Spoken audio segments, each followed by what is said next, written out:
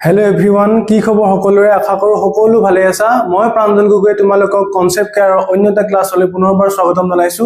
So তোমালোকে thumbnail চাই গম পাইছাই যে আজি ক্লাছটো আমাৰ কি হ'বলৈ গৈ আছে ক্লাছ 10 ৰ দশম শ্ৰেণীৰ ক্লাছ 10 ৰ ৰাসায়নিক বিক্ৰিয়া আৰু সমীকৰণ বিজ্ঞানৰ যেটো আমাৰ প্ৰথম চেপ্টাৰ আছিল বিজ্ঞানৰ প্ৰথম চেপ্টাৰটো আমি আজি এটা ওয়ান শট ৰিভিজন লম ঠিক আছে সো যি সকলে চেপ্টাৰটো একদম মাজলৈকে পঢ়াও নাই এবাৰ সো তোমালোকে কি কৰিবা এই ভিডিওটো এই ক্লাছটো প্ৰথমৰ পৰা শেষলৈকে চাবা ঠিক আছে আৰু মই গ্যাৰান্টি দি কৈ আছো যে এই ক্লাছটো চোৱাৰ লগে লগে তোমালোকে আৰু বেলেগ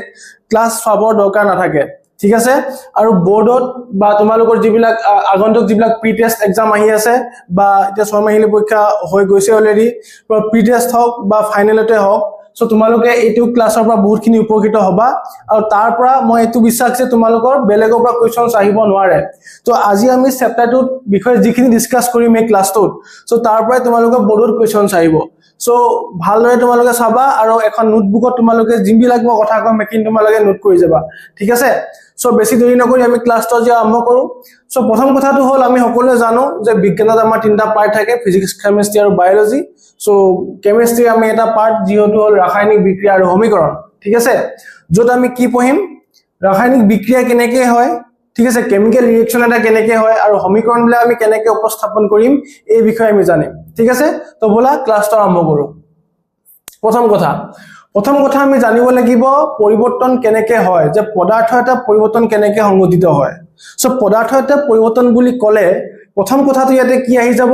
দুটা কথা আহিব এটা হ'ব ভৌতিক পৰিৱৰ্তন এটা হ'ব ৰাসায়নিক পৰিৱৰ্তন কিন্তু আমাৰ এই চেপ্টাৰটোত পঢ়িবলগীয়া আমাৰ উদ্দেশ্যটো হৈছে ৰাসায়নিক পৰিৱৰ্তন বা ৰাসায়নিক সমীকৰণ কিন্তু তাৰ সমান্তৰালভাৱে আমি জানি ল'ব লাগিব যে ভৌতিক পৰিৱৰ্তন কি হয় বা ভৌতিক পৰিৱৰ্তন কথাটো যে মই কৈ আছো ৰাসায়নিক পৰিৱৰ্তনৰ লগত তাৰ সম্পৰ্ক কি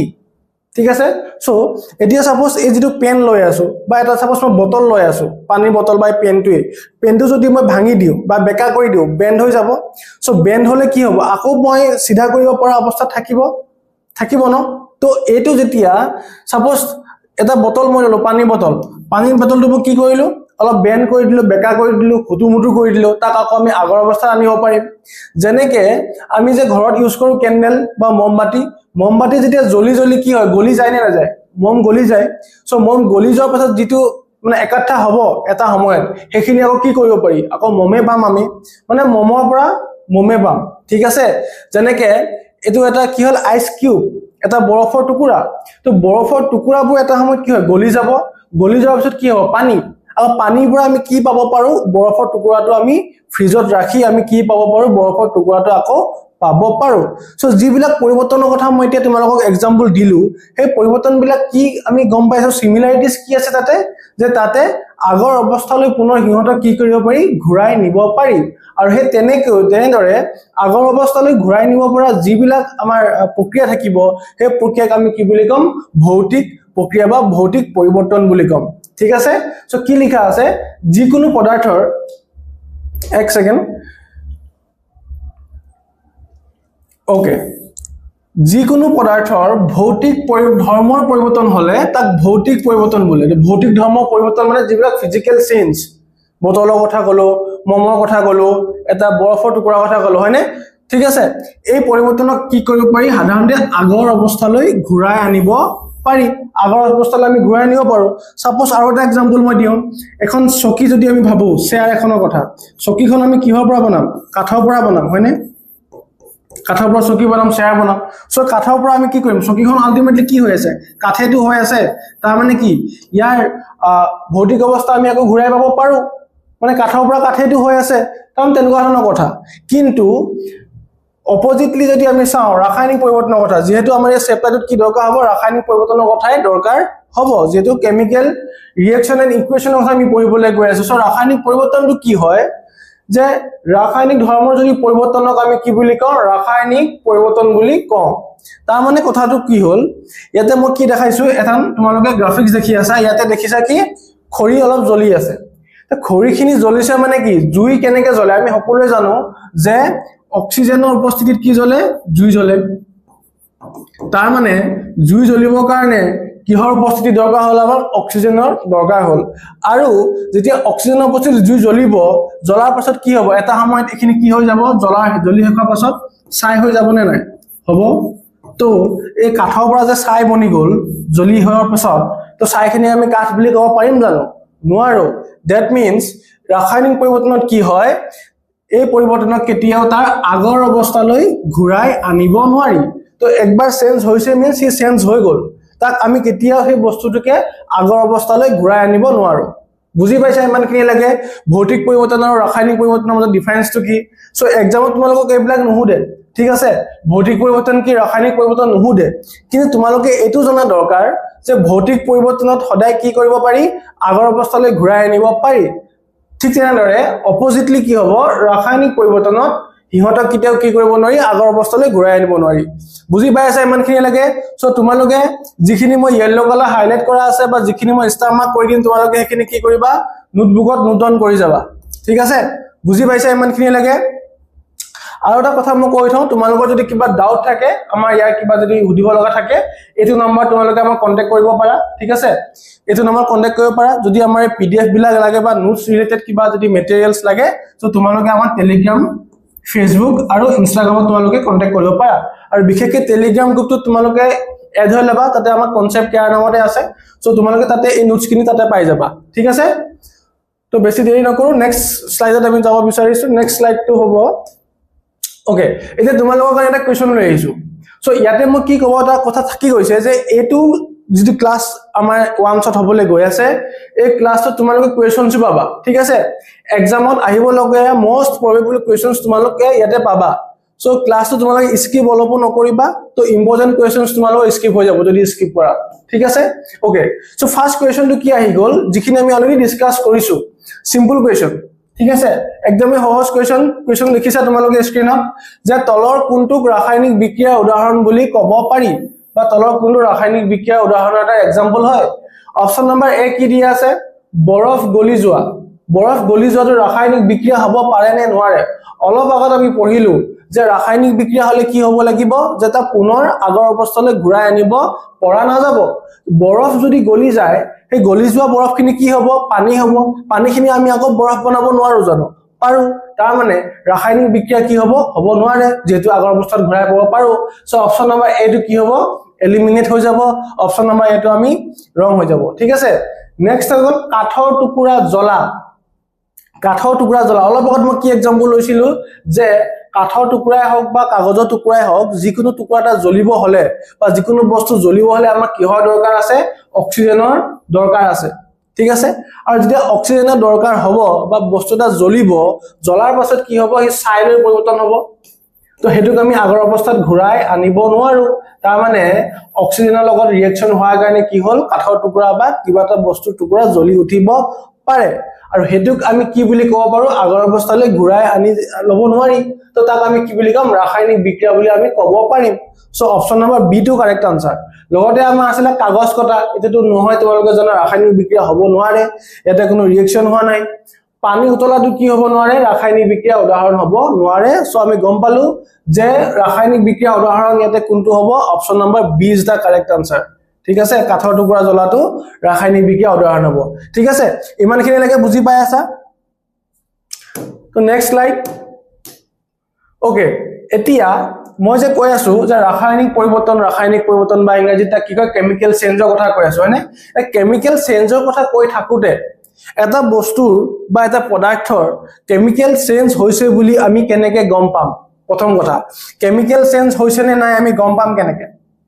হয়নে তো আমি তো দেখাত গম পাব লাগিব তো প্ৰথম কথা এটো তোমালোকৰ মোস্ট ইম্পৰ্টেন্ট কথা আহি গল যে এক্সামত সোধে যে ৰাসায়নিক পৰিৱৰ্তনৰ কাৰকসমূহ কি ঠিক আছে সো প্ৰথমটো হল অৱস্থাৰ পৰিৱৰ্তন যেটো আমি কলো অৱস্থাৰ পৰিৱৰ্তন যেতে মই এটা এক্সাম্পল দিলো ঠিক আছে এক্সাম্পল আৰু এটা কি দিলো সাপোজ আৰু এটা তোমালোকে চাব পাৰা কি হ'ব তাতে সাপোজ তোমালোকে এটা লোহাৰৰ গজাল এটা পেলাই থৈছিলা বহু দিন পৰি থাকিলে বাহিৰত তাৰ পৰা কি হয় লাহে লাহে বতাহ বৰষুণ লাগি এটা সময় ইয়াত কি লাগি যায় মামৰ লাগি যায় হয় সো এই প্ৰথমতে কালাৰটো কেনেকুৱা আছিলে তাৰ পাছত চেঞ্জ হ'ব মামৰ লাগিলে ঠিক তেনেকৈ অলপ আগত আমি যেটো এক্সাম্পল দিলো যে জুই জ্বলিলে জ্বলাৰ পাছত কাঠৰ টুকুৰাটো কি হ'ব চাইলে পৰিৱৰ্তন হ'ব দ্যাট মিন্স কি অৱস্থা যদি পৰিৱৰ্তন হয় তেতিয়া আমি কি হ'ব ৰাসায়নিক পৰিৱৰ্তন হ'ব নেক্সট আকৌ কি হয় যদি ৰঙৰ পৰিৱৰ্তন হয় এইটো ক্ষেত্ৰত কি হৈছে ৰঙৰ পৰিৱৰ্তন হৈছে হয়নে যদি সিলভাৰ কালাৰ আছিল এটো ৰেড কালাৰ হৈ যায় মামৰে ধৰিলে কি হয় ৰঙা টাইপৰ কালাৰ দেখা পোৱা যায় উষ্ণতা যদি তাৰ টাইমত ঘটে বা যদি টেম্পাৰেচাৰটো হাই হয় ঠিক আছে বা লো হয় তাৰ টাইমত যদি ঘটে পৰিৱৰ্তন মানে কি হ'ব পাৰে হাই হ'ব পাৰে লো হ'ব পাৰে ঠিক আছে ওকে নেক্সট গেছৰ যদি উৎপাদন হয় গেছ যদি ফৰ্ম হয় তেতিয়া আমি কি বুলি ক'ব পাৰো ৰাসায়নিক পৰিৱৰ্তন এটা সংঘটিত হৈছে বুলি আমি ক'ব পাৰো সো মোস্ট ইম্পৰ্টেন্ট স্লাইড এখন তোমালোকে মনত ৰাখিবা ৰাসায়নিক পৰিৱৰ্তনৰ কাৰক কি সুধিলে তোমালোকে 4টা পইণ্ট মেনশন কৰিব লাগিব যেকেটা পইণ্ট তোমালোকে অলৰেডি এনসিইআৰটি আছে যদি তোমালোকে এই নোটছখিনি লাগে তোমালোকে ফোন কৰিব পাৰা বা হোৱাটছএপত মেছেজ কৰিব পাৰা নহলে আমাৰ টেলিগ্ৰাম চেনেলত তোমালোকে জয়েন হৈ লবা এই নোটছখিনি আপলোড কৰি দিয়া যাব তাতে ঠিক আছে বুজি পাইছা ইমানখিনি লাগে ওকে নেক্সট আহি গল ৰাসায়নিক সমীকৰণ তো আমাৰ চেপ্টাৰটোৰ নামে ৰাসায়নিক বিক্ৰিয়া আৰু সমীকৰণ হয় সো ৰাসায়নিক সমীকৰণ এটা আমি কিয় লিখো ঠিক আছে সো এটা আমি যদি সাপোজ এটা কোনোবাটা এলিমেন্ট ল বা মৌল যাক আমি মৌল বুলি কওঁ ক্লাস 9 ত তোমালোকে নিশ্চয় পঢ়িছা সো মৌলখিনি সাপোজ এটা আমাৰ তোমালোকে যদি নিশ্চয় পঢ়িছা যে প্ৰথম চেপ্টাৰটো ফাৰ্স্ট পেজতে কি আছে এটা তোমালোকক এক্সপেৰিমেন্ট দিয়া আছে এক্সপেৰিমেন্টটো কি দিয়া আছে যে মেগনেছিয়ামৰ ফিটা লৈছিলে মেগনেছিয়ামৰ ফিটাটো কি হ'ল জুইত জ্বলাই দিলে জুইত জ্বলাই দিয়াৰ পাছত কি হ'ল তাতে মেগনেছিয়াম অক্সাইড ফৰ্ম হ'ল বুজি পাইছা ন সো এনসিডি যেটো আছে তোমালোকৰ ফাৰ্স্ট পেজটোতে ৰাইট সাইডে চাবা যে এটা এক্সপেৰিমেন্ট আছে সো এইবিলাক আমি কি হয় এটা ৰাসায়নিক বিক্ৰিয়া হয় সো ৰাসায়নিক বিক্ৰিয়াটো আমি দিনত কৰিব হলে আমি কি কৰিব লাগিব ৰাসায়নিক এটা সমীকৰণ লিখি দেখুৱাব লাগিব তেতিয়াহে আমি টেকনিক্যালি গম পাম যে ৰাসায়নিক বিক্ৰিয়াটো এনে ধৰণে হয় ঠিক আছে সো এটা সমীকৰণ লিখা আটাইতকৈ সহজ উপায়টো হৈছে শব্দ সমীকৰণৰ আকাৰত বুজি পাইছে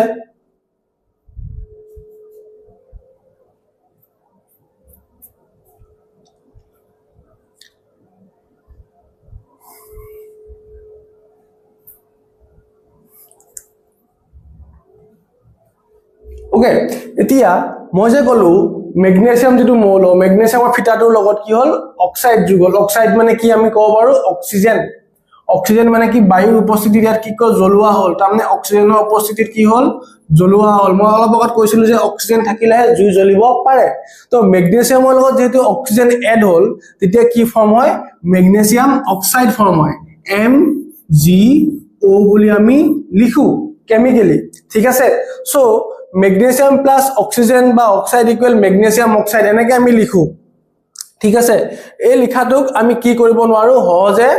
আমি কি সবতে ব্যৱহাৰ কৰিব নোৱাৰো সো তাৰ কাৰণে আমাক কি দিয়া আছে কিছুমান ৰাসায়নিক ফৰ্মুলা দিয়া আছে কেমিক্যাল ফৰ্মুলা দিয়া আছে বা ৰাসায়নিক সূত্ৰ দিয়া আছে সো হেবিলাক আমি ইউজ কৰিহে ইয়াৰ ইকুৱেচন বা সমীকৰণবিলাক আমি লিখিব লাগিব ঠিক আছে সো এতে কি লিখা আছে ৰাসায়নিক সমীকৰণবোৰ অধিক সংক্ষিপ্ত মানে শৰ্ট কৰিব হলে আৰু উপযোগী কৰি তুলিব পাৰি যদি আমি শব্দৰ পৰিৱৰ্তে ৰাসায়নিক সূত্ৰ ব্যৱহাৰ কৰি ৰাসায়নিক সূত্ৰ মানে মই যে কলো মেগনেছিয়াম অক্সাইড মই কি লিখিলো MgO লিখিলো দ্যাট মিন্স মেগনেছিয়াম অক্সাইড নি লিখি MgO লিখিছো মানে magnesium plus oxygen MgO that means এটুক আমি কি বুলি কম এটা ৰাসায়নিক সূত্ৰ বুলি কম ঠিক আছে বা কেমিক্যাল ফৰ্মুলা বুলি কম ওকে সো হেতু আমি কেমিক্যাল ফৰ্মুলা কেনেকৈ লিখিম Mg এই 2 টো কেনেকৈ আহিলে মই কৈ আছো যে তোমালোকে জানা যে ব্যালেন্সিং কেনেকৈ কৰে বা সন্তুলিত বা সমতুল কেনেকৈ কৰে তো তাৰ কাৰণে 2 টো আহিছে এই 2 কথাখিনি মই অলপ পাছে তোমাক ডিটেইলছত পঢ়িম কেনেকৈ হয় তো মেগনেছিয়াম লগত কি হল অক্সিজেন এড হল তাক আমি O2 বুলি লিখো হয় তো এটা কি হ'ব ৰাইট সাইডে MgO মেগনেছিয়াম অক্সাইড যে Mg লিখি আছো O2 লিখি আছো এফালে ৰাইট সাইডে কি লিখিছো MgO লিখি আছো এইবিলাকে হল কেমিক্যাল ফৰ্মুলা ঠিক আছে জিমান বিলাক আমি কেমিক্যাল ইকুৱেচন পঢ়িম তে ক্লাস 10 ত পঢ়ি আছো হয়নে তো ক্লাস 11 ত যেতিয়া পঢ়িম ক্লাস 12 ত যেতিয়া পঢ়িম তেতিয়া আমি সদায় এই কেমিক্যাল ফৰ্মুলা ইউজ কৰি আমি ৰিঅ্যাকচনটা লিখিব পাৰিম নহলে আমি লিখিব নোৱাৰো ঠিক আছে মেগনেছিয়াম প্লাস অক্সাইড এনেকৈ আমি নিলিখো আমি লিখিম এনেকৈ MgO2 MgO এনেকৈ ঠিক আছে বুজি পাই আছা ইমানখিনি লাগে আশা কৰো সকলোৱে বুজি আছা ইমানখিনি লাগে ওকে নেক্সট এতিয়া অলপ আগত আমি কি এক্সাম্পল ললো এক্সাম্পলটো কি ললো যে Mg প্লাস O2 এফালে কি আছিলে MgO এনেকুৱা ৰিয়েকচন আমি অলপ আগত এজ এ এক্সাম্পল হিচাপে আমি আগৰ স্লাইডত পঢ়িলো এতিয়া কথাটো কি হল যে আমি কি জানিব লাগিব যে সোৱা এতিয়া ৰাসায়নিক বিক্ৰিয়া এটা সংঘটিত হৈছে কেনেকৈ হয় আমি শিকিলো যে তাক আগৰ অৱস্থাত ঘূৰাই আনিব নোৱাৰি নেক্সট আমি লিখিলো যে ৰাসায়নিক সমীকৰণটা লিখিব হলে আমাক কেমিক্যাল ফৰ্মুলা লাগিব এতিয়া কথাটো হল এই প্ৰত্যক্ষভাৱে যে অংশগ্ৰহণ কৰিছে কোনে অংশগ্ৰহণ কৰিছে অংশগ্ৰহণ কোনে কৰিছে ইয়াত মেগনেছিয়াম আৰু কোনে অক্সিজেনে অংশগ্ৰহণ কৰিছে ৰিয়েকচনটো সংঘটিত কৰাবৰ কাৰণে সো ৰিয়েকচনটো সংঘটিত কৰাবৰ কাৰণে মেগনেছিয়াম আৰু অক্সিজেনে যেহেতু অংশগ্ৰহণ কৰিছে বা পাৰ্টিসিপেট কৰিছে সো তাহাঁতক আমি কি বুলি কম ৰিয়েক্টেন্ট বা বিক্ৰিয়ক পদাৰ্থ বুলি কম মনত ৰাখিবা যিবিলাক মৌল বা যিবিলাক এলিমেন্টে ৰিয়েকচন এটাত অংশগ্ৰহণ কৰিবলৈ সক্ৰিয়ভাৱে কি কৰে বা প্ৰত্যক্ষভাৱে কি কৰে অংশগ্ৰহণ কৰে সো তাহাঁতক আমি কি বুলি কম বিক্ৰিয়ক পদাৰ্থ বুলি কম যদি আমি ইংৰাজীত ক'ব যাওঁ তা কি হ'ব ৰিয়েক্টেন্ট বুলি কম ঠিক আছে বুজি পাইছা আকৌ তেনেদৰে ৰাসায়নিক বিক্ৰিয়া এটাত ফলাফল হিচাপে যেটো আমি ফলাফল পাম Mg আৰু O2 যোগ কৰি পিনে এড কৰি পিনে আমি কি পালো ফলাফল হিচাপে MgO কি পালো মেগনেছিয়াম অক্সাইড আৰু এই নতুনকৈ কি উৎপন্ন হল মেগনেছিয়াম অক্সাইড গটিকে নতুনকৈ উৎপন্ন হোৱা পদাৰ্থবোৰক আমি কি বুলি কম বিক্ৰিয়াজাত পদাৰ্থ বা ইংৰাজীত ক'লে আমি প্ৰডাক্ট বুলি কম ঠিক আছে ক্লিয়াৰ ইমানখিনি লাগে যে লেফট সাইডে যিখিনি থাকিব সেইখিনিক আমি কি বুলি কম বিক্ৰিয়ক পদাৰ্থ আৰু কাৰ্চিনৰ ৰাইট সাইডে যিখিনি থাকিব তাক আমি কি বুলি কম প্ৰডাক্ট বা বিক্ৰিয়াজাত পদাৰ্থ সো সেম ইকুৱেশনটো আমি যদি চাও এই পাৰ্টক আমি কি বুলি কম এই পাৰ্টটো বিক্ৰিয়ক পদাৰ্থ বুলি কম বিক্ৰিয়ক হয় আৰু এইখিনি পাৰ্টক আমি কি বুলি কম বিক্ৰিয়াজাত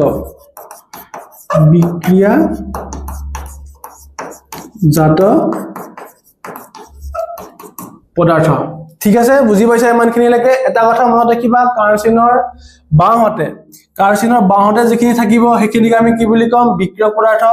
আৰু কাৰ্চিনৰ ৰাইট সাইডে যিখিনি থাকিব সেইখিনি আমি কি বুলি কম বিক্ৰিয়াজাত পদাৰ্থ এতিয়া আহি গল যে সমতুল্য বা সন্তুলিত ৰাসায়নিক সমীকৰণ সো এটো সকলোৰে কনফিউজন থাকে যে এটা ৰাসায়নিক সমীকৰণ কেনেকৈ আমি সমতুল্য বা সন্তুলিত কৰিব পাৰো বহুতে এটো কনসেপ্টে ক্লিয়াৰ নাই যে মই অলপ আগতে লিখিলো Mg লগত যে 2 লিখি আছো এফালে আকৌ 2 MgO লগত যে এফালে 2 লিখিছো এটোকে আমি ব্যালেন্সিং কৰা বুলি কওঁ বা সমতুল্য বা সন্তুলিত ৰাসায়নিক সমীকৰণ লিখাৰ পদ্ধতিটো কেনেকুৱা ধৰণৰ হেতু আমি বুজিবলৈ গৈ আছো ঠিক আছে সো এটো এনেকাতে মই ৰুল তোমালোকক বুজাবলৈ গৈ আছো আৰু এটো ৰুল বুজাৰ পাছত তোমালোকে ৰাসায়নিক বিক্ৰিয়াটা সমতুল্য বা ব্যালেন্স কৰিব তোমালোকে পাৰিবা এটো মোৰ ফালৰ পৰা গ্যাৰান্টি ওকে ঠিক আছে প্ৰথম আমি বা চাই লওঁ যে ৰাসায়নিক সমীকৰণত বিক্ৰিয়ক পদাৰ্থ আৰু বিক্ৰিয়াজাত পদাৰ্থৰ মুঠ ভৰ বুজি পাইছানে এইখিনি হল বিক্ৰিয়ক পদাৰ্থ আৰু এইখিনি হল বিক্ৰিয়াজাত পদাৰ্থ সো বিক্ৰিয়ক পদাৰ্থ আৰু বিক্ৰিয়াজাত পদাৰ্থৰ মুঠ ভৰটো আৰু মুঠ পৰমাণুৰ সংখ্যা যদি সমান হয় তাক সমতুল্য বা সন্তুলিত ৰাসায়নিক সমীকৰণ বোলে ঠিক আছে এতিয়া যদি কথাটো হল সাপোজ মই ধৰি ললো এটো Mg সাপোজ মেগনেছিয়াম সাপোজ মই ধৰিলো 2 গ্ৰাম সাপোজ আমাৰ এক্সাম্পল আসলে এনেকুৱা ধৰণৰ যে Mg মেগনেছিয়াম প্লাস অক্সিজেন এফালে কি হল MgO মেগনেছিয়াম অক্সাইড এনেকুৱা আছিল এতিয়া কথাটো কি হল সাপোজ ধৰি ললো মই মেগনেছিয়ামটো কিমান আছিল মেগনেছিয়াম আছিল তোমাৰ 2 গ্ৰাম হল অক্সিজেন আছিল সাপোজ 3 গ্ৰাম হল এফালে কিমান আছিল কিমান হ'ব 2 গ্ৰাম মেগনেছিয়াম 2 গ্ৰামে থাকিব অক্সিজেন 3 গ্ৰাম কে কেটা আছে দুটা আছে মানে এফালে কিমান হ'ব 6 হ'ব হল 6 প্লাস টু কিমান হ'ব লাগিছিল 8 গ্ৰাম হ'ব লাগিছিল হয় তো এফালে মেগনেছিয়াম কিমান হল 2 হল অক্সিজেন কিমান হল 3 হল 2 প্লাস 3 কিমান হল 5 গ্ৰামে হল হ'ব লাগিছিল কিমান 8 গ্ৰাম কেনেকৈ 8 গ্ৰাম মেগনেছিয়াম 2 বুলি মই ধৰিছো 2 গ্ৰাম আছে মেগনেছিয়াম এটাই আছে অক্সিজেন দুটা আছে তো 3 গ্ৰাম কে দুটা হলে কিমান 6 গ্ৰাম 6 প্লাস টু কিমান হ'ব লাগিছিল 8 হ'ব লাগিছিল না নাই যে লেফট সাইডে যিমান থাকিব ৰাইট সাইডে হিমানে থাকিব লাগিব ইয়াত কথাটো কি হল মেগনেছিয়াম 2 বুলি লৈছিলো 2 গ্ৰামে হল অক্সিজেন 3 গ্ৰাম বুলি লৈছিলো এটা অক্সিজেন 3 গ্ৰাম মানে 3 প্লাস 2 কিমান হল 5 তো 5 গ্ৰামে হ'ল সমানটো নহল ব্যালেন্স নহল এটুকে আমি কৰিব লাগে ব্যালেন্স ঠিক বুজি পাই আছা এটুকে আমি ব্যালেন্স কৰিব লাগে কাৰেক্ট কৰিব লাগে কেনেকৈ কৰিম এতিয়া কথাটো হ'ল এখিনি কৰিবৰ কাৰণে আমি নেক্সট স্লাইডত গৈ আছো প্ৰথম কথা আমাক কেতিয়াবা এক্সামত সুধে বা তোমালোকৰ মনত আহিব পাৰে এটো মোস্ট ইম্পৰ্টেন্ট এটা কোৱেশ্চন এটা কমন কোৱেশ্চন যে সমতুল্য বা সন্তুলিত কিয় যে এটা ৰাসায়নিক সমীকৰণ সমতুল্য বা সন্তুলিত কিয় কৰিব লাগে হয় কিয় কৰিব লাগে নকৰিলেতো হল হয় কিন্তু আমি কি জানো যে হৰুতে নহয় সৰি তোমালোকে আগতে চাগে ক্লাছত পঢ়িছা যে কি হয় ভৰৰ কিতিয়া কি হ'ব নোৱাৰে সৃষ্টি হ'ব নোৱাৰে বা বিনাশো হ'ব নোৱাৰে ঠিক তেনেদৰে খেতুক আমি কি বুলি কওঁ ভৰৰ নিত্যতা সূত্ৰ বুলি কওঁ সৃষ্টিও হ'ব নোৱাৰে ভৰ বিনাশো হ'ব নোৱাৰে ঠিক তেনেদৰে সেই ভৰৰ নিত্যতা সূত্ৰটো সেই সূত্ৰটো অনুসৰি কি হৈছে ৰাসায়নিক বিক্ৰিয়া এটাত ভৰৰ সৃষ্টি বা বিনাশ হ'ব নোৱাৰে সৃষ্টি হ'ব নোৱাৰে বিনাশ হ'ব নোৱাৰে অৰ্থাৎ ৰাসায়নিক বিক্ৰিয়া এটাত বিক্ৰিয়াজাত পদাৰ্থৰ মৌলবোৰৰ মুঠ ভৰ বিক্ৰিয়কৰ মৌলবোৰৰ মুঠ ভৰৰ সমান হ'ব লাগিব সো এই ৰুলটোকে ফলো কৰিবলৈ যোৱা কাৰণে আমি কি কৰিব লাগিব সমতুল্য বা সন্তুলিত বা ব্যালেন্স কৰিব লাগিব যিকোনো এটা ৰাসায়নিক সমীকৰণ যদি আমি দেখা পাওঁ সো এতিয়া আমাৰ নরমাল আছিল কি ম্যাগনেসিয়াম ঠিক আছে এফালে আছে অক্সিজেন দুটা ম্যাগনেসিয়াম এটা সো ইয়াৰ সিম্পল সমীকৰণটো কি এটুকে যদি মই তোমালোকক কওঁ মেইন ৰুলটোলে মই গৈ আছো বাৰু মই ৰুলটো শিকাই লওঁ তাৰ পিছত তোমালোকে আহিবা ইয়াতে ঠিক আছে ৰুলটো শিকি লও একবাৰ ওকে সমতুল্য বা সন্তুলিত কিয় কৰিব লাগে বুজি পালা ন যে ভৰৰ দুটা ফালে সমান হ'ব লাগিব এফালে আসলে কি আমাৰ বিক্ৰিয়ক পদাৰ্থ আসলে এফালে বিক্ৰিয়াজাত পদাৰ্থ দুইফালে কি হ'ব লাগিব ভৰৰ সংখ্যা সমান হ'ব লাগিব সো ভৰৰ সংখ্যা সমান আমি কৰিব লাগিব নিজে কৰিব লাগিব আৰু এই নিজে কৰাটোকে আমি কি বুলি কম ব্যালেন্সিং কৰা বুলি কম ওকে এতিয়া এটো কোৱেশ্চন অলপ পাছত আহিম এতিয়া এটো ইম্পৰ্টেন্ট ৰোলটো হল আমাৰ এইখিনি ইয়াতে আহি গল ইম্পৰ্টেন্ট ৰোলটো এটো মোস্ট ইম্পৰ্টেন্ট তোমালোকে যদি ৰোলটো এবাৰ শিকি লোৱা তো তোমালোকৰ গ্যাৰান্টি দিছো 100% তোমালোকে কি কৰিব পাৰিবা এটা কোৱেশ্চন ভুল কৰিব নোৱাৰিবা ঠিক আছে এটো ৰোল যদি তোমালোকে জানা তো 100% তোমালোকৰ এটাও ব্যালেন্স কৰা কোৱেশ্চন ভুল হ'ব নোৱাৰে প্ৰথম কথাটো হল আমি জানিব লাগিব ধাতু আৰু অধাতুৰ কথা একদম সিম্পল নতুনকৈ একো পঢ়িবলগীয়া দৰকাৰ নাই তো ধাতু কি আছে আমাৰ যিখিনি জেনাৰেলি আমাৰ ইউজ হৈ থাকে ঠিক আছে সো এক্সামৰ কাৰণে মই দি আছো আৰু হল অধাতু তাৰ পাছত আহিব এটো ফাৰ্স্ট পইণ্ট এটো ৰুল নাম্বাৰ সেকেন্ড এটো হল থাৰ্ড এটো হল ফোৰ্থ প্ৰথম কোৱেশ্চনটো কি প্ৰথম পইণ্টটো কি ধাতু কেক আমি কি বুলি কওঁ পটাছিয়াম এনে কো সোডিয়াম ঠিক আছে সিলভার তাৰ পাছত কি হল copper magnesium zinc cadmium iron aluminium manganese lead ঠিক আছে তেনেকে অধাতু যদি আমি চাও chlorine bromine nitrogen carbon phosphorus এনেকে সালফার আছে এফালে সো গুটেখিনিক আমি কি হল অধাতু হল প্ৰথম ধাতু সেকেন্ড অধাতু থাৰ্ডত কি লিখা আছে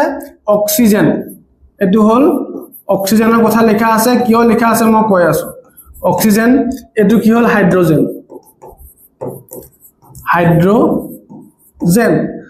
এটো কিয় লিখিলো প্ৰথম কথা তোমালোকে যেতিয়া এটা কেমিক্যাল ইকুয়েশন ব্যালেন্স কৰিবলৈ যাবা তো এটা মই সাপোজ एग्जांपल লৈ ললো ঠিক আছে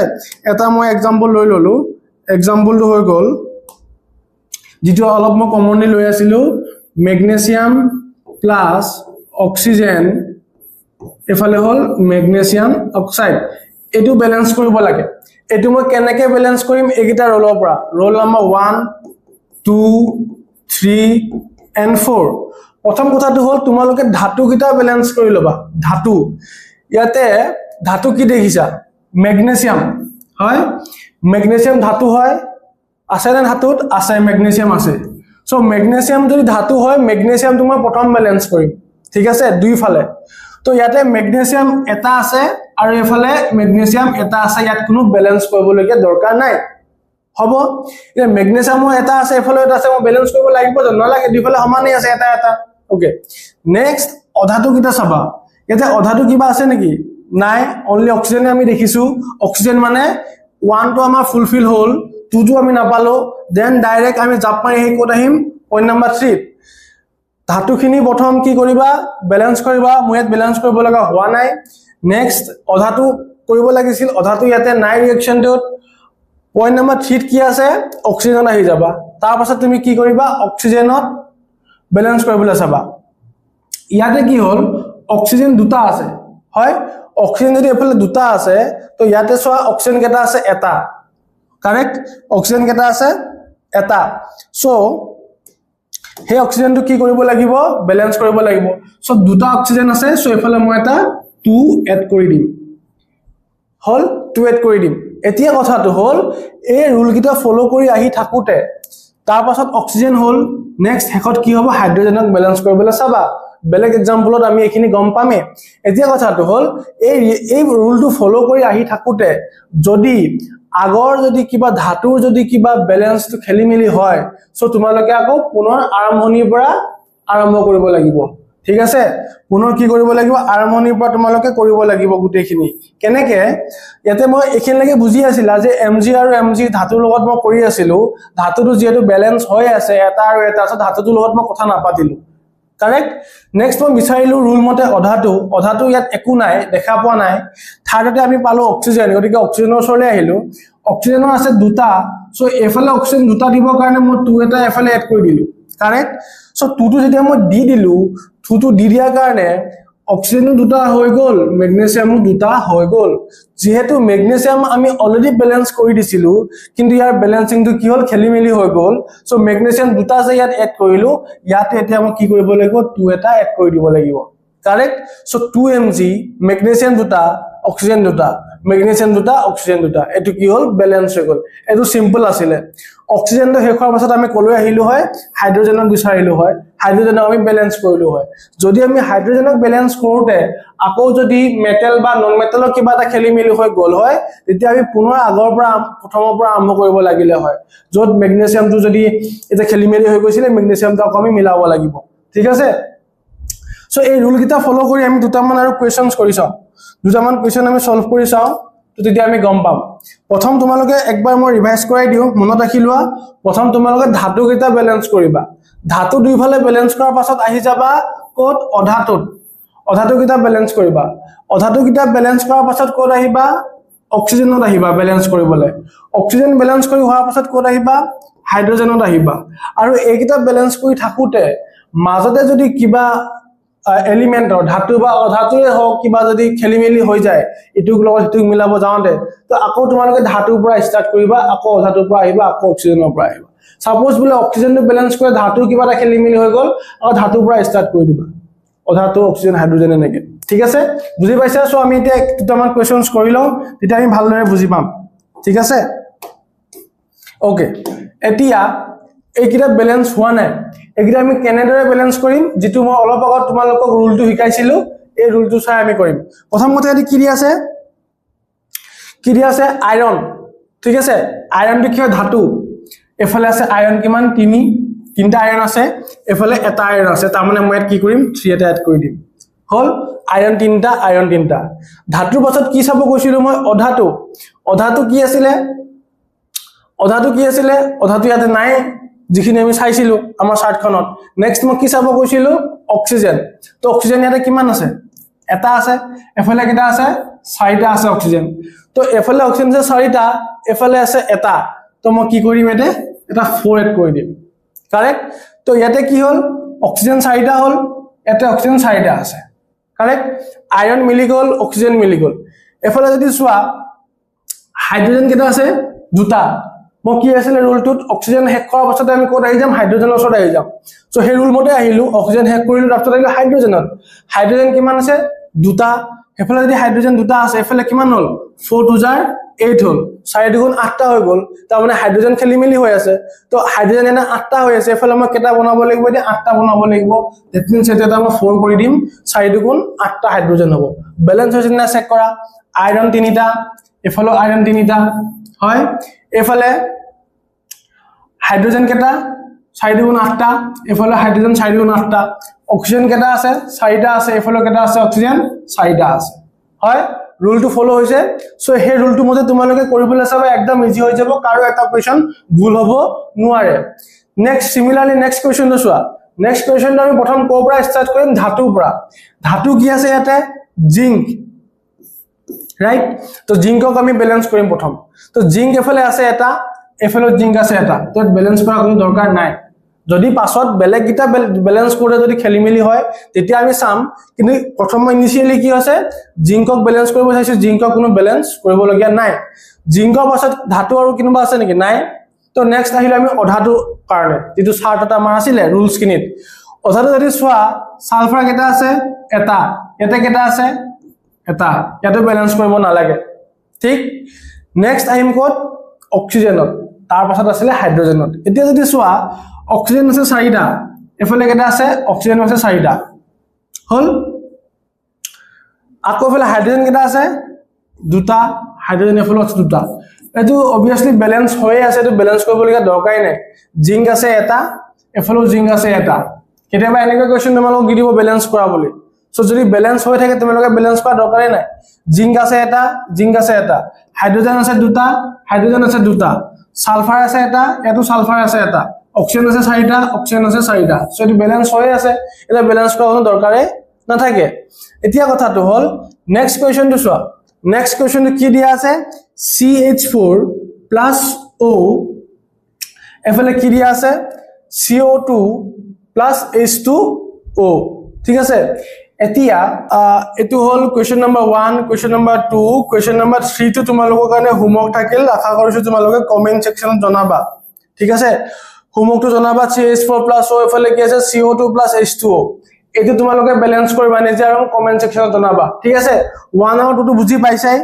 ঠিক সো নেক্সট আমি কৰিব গৈ আছো দুটামান আৰু ব্যালেন্স কৰি দেখাম সেম ৰুলতে আকৌ কি আছে এফালে এলুমিনিয়াম Al ঠিক আছে Al এফালে অক্সিজেন O3 এফালে আছে HCl ঠিক আছে এতিয়া যদি চোৱা ধাতু প্ৰথম চাম ৰুল মতে কি আছে ধাতু চাব লাগিব তো Al এফালে কেটা আছে দুটা এফালে আছে এটা ঠিক আছে সো দুটা Al এফালে 2Al কৰি দিও Al কি হৈ গল ব্যালেন্স হৈ গল নেক্সট অক্সিজেন সামনে কি চাম অধাতু চাম নন মেটাল কি আছে ক্লোৰিন কেটা আছে এটা এফালে ক্লোৰিন কেটা আছে তিনিটা আৰু এফালে কেটা দুটা তিনি দুগুণ কেটা 6টা ক্লোৰিন আছে ঠিক সো আমি এফালে কি এড কৰিম 6 এটা এড কৰি দিম বুজি পালানে ক্লোৰিন কেটা হল 6 এফালে ক্লোৰিন কেটা হল 6 হল ক্লোৰিনৰ পাছত কত আহিম আমি অক্সিজেনত আহিম অক্সিজেন কেটা আছে তিনিটা এফালে কেটা আছে এটাহে আছে কারেক্ট এফালে আছে তিনিটা সো তিনিটোৰ কাৰণে মই কি কৰিম ইয়াতে মই 3 এটা এড কৰি দিম হল 3 এটা এড কৰি দিলে অক্সিজেন 3টা হৈ গল কাৰেক্ট নেক্সট হাইড্ৰোজেনক চাও এতিয়া হাইড্ৰোজেন কেটা আছে ইয়াতে 6টা হৈ আছে ইয়াতে হাইড্ৰোজেন কেটা আছে 3 দুগুণ 6টা হৈ আছে মিলি গল সো আমি একবাৰ ফাইনাল এটা কনক্লুজন চাই লওঁ এলুমিনিয়াম দুটা ইয়াতে এলুমিনিয়াম কেটা আছে দুটা আছে এফালে অক্সিজেন আছে 3টা এফালে কিমান আছে অক্সিজেন 3টা এফালে আছে অক্সিজেন কেটা 3টা হয় আকৌ এফালে হাইড্ৰোজেন কেটা আছে 6টা আছে এফালে কিমান আছে হাইড্ৰোজেন 6টা আছে 3 দুগুণ 6 ক্লোৰিন কেটা আছে ক্লোৰিনো 6টা আছে এফালে ক্লোৰিন কেটা আছে 3 দুগুণ 6টা ক্লোৰিনে আছে তাৰ মানে এটো কি হল ব্যালেন্স হৈ আছে বুজি পাইছা ফৰ্মুলাটো ইউজ কৰিবা প্ৰথম আমি কি কৰিম ধাতু কপাৰ কেটা আছে দুটা আৰু এফালে কেটা আছে দুটা কপাৰ দুটা আছে হয় দুটা কপাৰ মানে দুটা কপাৰ কেটা হ'ব লাগে 4টা কপাৰ আছে সো এফালে কি দিম 4Cu হৈ গল তাৰ পাছত আমি কোত যাম অধাতু সালফাৰ কেটা আছে এটা ইয়াটো কেটা আছে সালফাৰ এটা প্ৰবলেম নাই এটো ব্যালেন্স হৈ আছে নেক্সট আহিম কোত অক্সিজেনৰ ওপৰত অক্সিজেন কেটা আছে এটা এফালে কেটা আছে অক্সিজেন দুটা সো আমি এটা কি এড কৰিম এটা 2 এড কৰি দিম যেতিয়া অক্সিজেন দুটা হৈ গল এফালে কি হৈ গল অক্সিজেন দুটা হৈ গল হেতু ঠিকে কিন্তু অক্সিজেনক দুটা দিব যাওতে এফালে কপাৰ কেটা হৈ গল 4টা হৈ গল নে নাই 4টা প্লাস এফালে দুটা ইকুয়াল কেটা হল 6টা হৈ গল ইয়াত কেটা আছে 4টা দ্যাট মিন্স এটো আমি ক্লিন কৰি কি কৰিব লাগিব এটো আমি কাটি কি কৰিব লাগিব 6 লিখিব লাগিব ঠিক সো এতিয়া কেটা হ'ব কপাৰ 2 * 2 4টা এফালে দুটা 6টা কপাৰ এফালে কেটা আছে কপাৰ 6টা হৈ গল অক্সিজেন কেটা আছে দুটা আছে এফালে কেটা হৈ গল অক্সিজেন দুটা আছে হল নেক্সট আকৌ সালফাৰ আছে এটা বুজি পাইছা লাষ্ট এটো আছে তোমালোকৰ এটো ওকে এক সেকেন্ড BaCl2 এটা তোমালোকে হোমৱৰ্ক কৰিবা না মই কৰি দিছো চোৱা বেৰিয়াম এফালে কি আছে এলুমিনিয়াম যদি তোমালোকে বা চাৰ্টখন চাই লোৱা চাৰ্টখনত কি আছিল চাৰ্টখনত আছিল কোনকিটা এইকিটা ওকে ধাতু potassium sodium copper magnesium zinc iron aluminium একিটা আছিল অৰ্থাৎ যদি চোৱা chlorine bromine sulphur nitrogen carbon phosphorus একিটা আছিল হয় বাকি আছিল অক্সিজেন আৰু হাইড্ৰোজেন সো এটো যদি তোমালোকে চোৱা বেৰিয়াম প্ৰথম আমি কাক লম বেৰিয়ামক লম বেৰিয়াম কেটা আছে এটা এফালে বেৰিয়াম কেটা আছে এটা সো বেৰিয়ামটো ব্যালেন্স আছে বেৰিয়ামক চাবলগিয়া নাই নেক্সট আকৌ এফালে আছে এলুমিনিয়াম কেটা আছে দুটা এফালে কেটা আছে এলুমিনিয়াম এটাহে আছে সো এলুমিনিয়ামক কি কৰি দিম মই 2 কৰি দিম ঠিক আছে এলুমিনিয়াম দুটা হল এফালেও এলুমিনিয়াম দুটা হল ঠিক এলুমিনিয়ামৰ পাছত কোড আহি মই ক্লোৰিনত আহি যাম ক্লোৰিনত কিমান আছে দুটা এফালে ক্লোৰিনত কেটা আছে 3 দুগুণ এফালে তিনটা অলৰেডি আছিল তো এটা মই এলুমিনিয়ামৰ কাৰণে এড কৰিছিলো কিমান হল 6টা তাৰ মানে ক্লোৰিনৰ কাৰণে মই কি দিলো ইয়াতে 3 দি দিলো 3 দুগুণ 6 এফালেও 3 দুগুণ 6টা ক্লোৰিন কিন্তু 6টা ক্লোৰিন দিওতে বেৰিয়াম কেটা হৈ গল 3টা হৈ গল এফালে মই কি দি দিম বেৰিয়ামৰ আগত 3 দি দিম হল 3টা বেৰিয়াম ইয়াটো হৈ গল কাৰেক্ট আকৌ এটা যদি চাও সালফাৰ যদি চোৱা সালফাৰ কেটা আছে 3টা এফালে সালফাৰ কেটা আছে 3টা আকৌ এফালে অক্সিজেন কিমান আছে 4 3 গুণ 12টা আছে অক্সিজেন 4টা আৰু এফালে 3টা 4 গুণ 12টা এফালে যদি চোৱা অক্সিজেন 4টা আছে এফালে কেটা আছে 3টা মানে 4 3 গুণ 12টা অক্সিজেন আছে তাৰ মানে ব্যালেন্স হৈ গল বেৰিয়াম 3টা আছে এফালে বেৰিয়াম 3টা ঠিক ক্লোৰিন 3 দুগুণ 6টা আছে এফালে ক্লোৰিন কিমান আছে 3 দুগুণ 6টা এলুমিনিয়াম কেটা আছে দুটা এফালে আছে এলুমিনিয়াম দুটা হল সালফাৰ আছে কেটা সালফাৰ আছে 3টা এফালে কেটা আছে সালফাৰ আছে 3টা আকৌ অক্সিজেন আছে 4 * 3 4 3 গুণ কিমান 12 তো অক্সিজেন আছে 12টা এফালে আছে কিমান অক্সিজেন 12টা তাৰ মানে এটো কি হৈ গল ব্যালেন্সড হৈ গল বুজি পাইছা তোমালোকে আশা কৰো সকলোখিনি বুজি পাইছা বহুত এটা ইজি ট্ৰিক হয় সো এই ট্ৰিকটো তোমালোকে মনত ৰাখি এখিনি কৰিব পাৰিবা ঠিক আছে তো তাৰ কাৰণে মেইন কথাটো হল তোমালোকে কাম এটা কৰিবা এখন চাৰ্ট মনত ৰাখিবা ঠিক আছে ধাতু অধাতু দেন আহিব অক্সিজেন তাৰ পাছত আহিব হাইড্ৰোজেন যদি অক্সিজেন হাইড্ৰোজেন বা অধাতু যদি ব্যালেন্স কৰিব জানে ধাতুৰ পৰা যদি খেলিমেলি হৈ যায় সো তেতিয়া তোমালোকে আকৌ ধাতুৰ পৰা আকৌ আৰম্ভ কৰিবা হ'ব বুজি পাইছা ওকে নেক্সট আমি এতিয়া পঢ়িবলৈ গৈ আছো ৰাসায়নিক বিক্ৰিয়াৰ প্ৰকাৰ types of chemical reaction so ৰাসায়নিক বিক্ৰিয়া পঢ়িলো ৰাসায়নিক সমীকৰণ কেনেকৈ লিখে পঢ়িলো লেফট সাইডে থকাখিনি আমি কম বিক্ৰিয়ক পদাৰ্থ ৰাইট সাইডে থকাখিনি কম আমি বিক্ৰিয়াজাত পদাৰ্থ তাৰ প্যাৰেলালি আমি পঢ়িলো কি যে ৰাসায়নিক সমীকৰণটা কেনেকৈ ব্যালেন্স কৰা হয় বা সন্তুলিত কৰা হয় তাৰ পাছত আমি পঢ়িবলৈ গৈ আছো যে ৰাসায়নিক বিক্ৰিয়া কেই প্ৰকাৰৰ আছে আৰু কি আৰু গুটেখিনি আমি ডেফিনেশন ওয়াইজ আমি পঢ়িবলৈ চেষ্টা কৰিম ঠিক আছে প্ৰথম হল এক নম্বৰত আছে সংযোজন বিক্ৰিয়া নামটোৰ পৰা আমি গম পাও যে দুটা বস্তু বা তিনটা বস্তু কি কৰিব গৈ আছে একলগ কৰিব গৈ আছে বা সংযোগ কৰিব গৈ আছে নেক্সট আছে বিযোজন বিক্ৰিয়া সংযোজন বিক্ৰিয়াৰ ঠিক অপোজিট এটা টাৰ্ম বিযোজন বিক্ৰিয়া যে এটা পদাৰ্থৰ পৰা ভাঙি দুই তিনিটা পদাৰ্থলৈ ৰূপান্তৰিত হ'ব তাক আমি কি বুলি কম বিযোজন বিক্ৰিয়া নেক্সট আছে আমাৰ পইণ্ট নম্বৰ 3 অপসাৰণ বা প্ৰতিস্থাপন বিক্ৰিয়াত কি হয় যে অধিক সক্ৰিয় মৌল এটাই কম সক্ৰিয় মৌলটো কি কৰি দিয়ে অপসাৰিত কৰি দিয়ে বা তাৰ পৰা আঁতৰাই লৈ যায় হেতু আমি অপসাৰণ বিক্ৰিয়া বুলি কম আমি পঢ়িম ডিটেইলছত নেক্সট আছে আমাৰ ডি অপসাৰণ বিক্ৰিয়া মানে কি দুটা মৌলৰ মাজতে হিহঁতৰ কি হয় যে আয়নৰ বিনিময় হয় ইটোৱে ইটোলৈ হিটোৱে ইটোক লৈ দুটা বিনিময় হয় এক্সচেঞ্জ হয় আয়নৰ এক্সচেঞ্জ হলে হে ৰাসায়নিক বিক্ৰিয়াক আমি কি বুলি কম ডি অপসাৰণ বিক্ৰিয়া বুলি কম আৰু হেখত আমি এটা পঢ়িবলৈ পাম জাৰণ আৰু বিজাৰণ বিক্ৰিয়া জাৰণটো শুনিলে তোমালোকে মনত ৰাখিবা তাত অক্সিজেন এড হ'ব আৰু বিজাৰণ বিক্ৰিয়া বুলি ক'লে অক্সিজেন আউট হ'ব বুজি পাইছা জাৰণ মানে অক্সিজেন এড হ'ব বিজাৰণ বিক্ৰিয়া বুলি ক'লে অক্সিজেন আউট হ'ব সো এটো হল সিম্পল কথা আমি 1 ৰ পৰা পঢ়িম সংযোজন বিক্ৰিয়া কি হয় কাক বলে তাৰে আমি ডেফিনেশনটো চাম ওকে সো সংযোজন বিক্ৰিয়া মই অলৰেডি কৈছোৱে যে যি বিক্ৰিয়াত দুই বা ততোধিক বিক্ৰিয়ক পদাৰ্থ লগ হৈ এটা মাত্ৰ বিক্ৰিয়াজাত পদাৰ্থ উৎপন্ন হয় তাক কি বুলি কয় সংযোজন বিক্ৰিয়া বুলি কয় কাৰেক্ট সো সংযোজন বিক্ৰিয়া যদি সাধাৰণ ৰূপটো চাও সাপোজ ধৰি লোৱা এইটো এটা পদাৰ্থ আছিল a + b এখিনি কি হল বিক্ৰিয়ক পদাৰ্থ কিয় বিক্ৰিয়ক পদাৰ্থ বিক্ৰিয়াত প্ৰত্যক্ষভাৱে কি কৰিছে অংশগ্ৰহণ কৰিছে এটা প্ৰডাক্টটো কি হ'ব a b হ'ব তাৰ মানে a আৰু b কি কৰিছে একেলগ কৰিছে মানে কি কৰিছে সংযোজিত কৰিছে আৰু এনেকা বিক্ৰিয়াবিলাক আমি কি বুলি কওঁ সংযোজন বিক্ৰিয়া বুলি কওঁ ঠিক আছে মনত থাকিব নেক্সট এটা एग्जांपल চোৱা অলপ আগত আমি যিকিটা एग्जांपल লৈছিলো সংযোজন বিক্ৰিয়াৰ যে মেগনেসিয়াম প্লাস O2 অক্সিজেন সো আমি পাইছিলো মেগনেসিয়াম অক্সাইড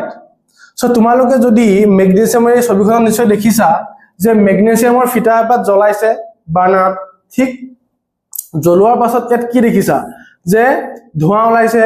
বা বহুত তাপৰ উদ্ভৱ হৈছে জুই জ্বলালে তাপত উদ্ভৱ হ'বই তো এতিয়া কথাটো হল কি তাৰ লগত কি হৈছে বগা ৰঙৰ কিছুমান পাউডাৰ ফৰ্ম হৈছে দেখিছানে হে পাউডাৰ বিলাক কি হয় মেগনেসিয়াম অক্সাইড হয় মানে মেগনেসিয়াম ফিটাৰটো অক্সিজেনৰ উপস্থিতিত কি কৰিলে দহন কৰি দিলে তাৰ পাছত কি উৎপন্ন হল বগা ৰঙৰ মেগনেসিয়াম অক্সাইড উৎপন্ন হয় আৰু এটা কথা মনত ৰাখিবা যিবিলাক বিক্ৰিয়া সংঘটিত কৰোতে তাপ যদি উৎপন্ন হয় তাপৰ যদি উদ্ভৱ হয় তেনেকা বিক্ৰিয়াক আমি কি বুলি কম তাপবৰ্জী বিক্ৰিয়া বুলি কম আগবা কম যে যিবিলাক বিক্ৰিয়া সংঘটিত হওঁতে বিক্ৰিয়াবিলাকত যদি তাপৰ উৎপন্ন হয় তেতিয়া তেনেকুৱা বিক্ৰিয়াক আমি কি বুলি কম তাপবৰ্জী বিক্ৰিয়া বুলি কম সো মেগনেসিয়াম আৰু অক্সিজেনৰ কাহিনীটো তাপবৰ্জী বিক্ৰিয়াৰ এটা উদাহৰণ ঠিক আছে সো মন কৰিবলগীয়া কথা এইটোৱে এখিনি কথাত মন কৰিবা তোমালোকে যেতিয়া মেগনেসিয়ামৰ ফিটা মুকলি অৱস্থাত পুৰা হয় বা জ্বলাই দিয়া হয় তেতিয়া কি হয় বগা হিখা আৰু তাৰ পাছত বগা পাউডাৰৰ সৃষ্টি হয় বগা পাউডাৰ মানে যিখিনি আমি মেগনেসিয়াম অক্সাইড বুলি অভিহিত কৰিছো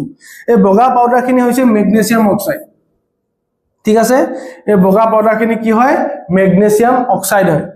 মন থাকিব তো एग्जामত তোমালোকক সুধে যে মেগনেসিয়ামৰ কাৰণে মেগনেসিয়াম দহন কৰাৰ পাছত বা জ্বলাই দিয়াৰ পাছত যেটো মেগনেসিয়াম অক্সাইড উৎপন্ন হয় তাৰ কালাৰটো কি কালাৰ উৎপন্ন হয় ঠিক আছে তেনেকা কোৱেশ্চন পাম আমি ইয়াতে এটো কোৱেশ্চন সো কোৱেশ্চন তোমালোকে চোৱা যেটো মই অলৰেডি মেনশন কৰিলো যে যেতিয়া মেগনেসিয়ামৰ ফিটা বতাহত জ্বলি যায় তেতিয়া গঠন হোৱা ছাইখিনি হয় কি কালাৰ হয় অপচন নম্বৰ এ ব্ল্যাক কলা কালাৰ অপচন নম্বৰ বি বগা অপচন নম্বৰ সি হালধীয়া ৰঙৰ অপচন নম্বৰ ডি গুলপীয়া ৰঙৰ সো আমি অলপ আগতে পঢ়িলো যে মেগনেসিয়াম ফিটা দহন কৰিলে বগা কালাৰৰ বা বগা ৰঙৰ ছাই উৎপন্ন হয় আৰু হেখিনি আমি কি বুলি কম মেগনেসিয়াম অক্সাইড বুলি কম আৰু এটো কাৰেক্ট আনসাৰ হ'ব অপচন নম্বৰ বি ঠিক আছে বুজি আছা ইমানখিনি লাগে নেক্সট সংযোজন বিক্ৰিয়া আৰু এটা মোস্ট ইম্পৰ্টেন্ট एग्जांपल তোমালোকৰ বুকত থকা ক্যালসিয়াম অক্সাইড আচ্ছা এটা কথা মনত ৰাখিবা যে তোমালোকে মই কৈ আছো যে যেতিয়া ৰিঅ্যাকশনটা লিখোতে যে ব্ৰেকেটত যে কিবা লিখে s লিখে কিবা l লিখে কিবা aq লিখে এইবিলাক কি হয় তোমালোকে জানানে